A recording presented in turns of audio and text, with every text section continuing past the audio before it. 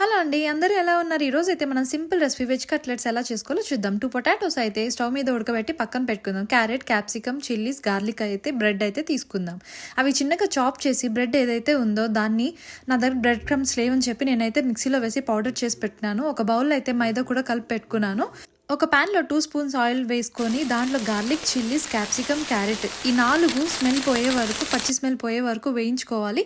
వేయించుకున్న తర్వాత వాటిని ఒక ప్లేట్లో అయితే తీసుకోవాలి. ఉప్పు, చాట్ మసాలా, కారం, పసుపు ఇవి కూడా వేసి దాన్ని కలిపి మనం ఏదైతే పొటాటో ఉడకబెట్టి పెట్టుకున్నామో అది దాంట్లో కలిపి మెత్తగా ఒక డవ్ అయితే చేసుకొని పక్కకు పెట్టుకోవాలి.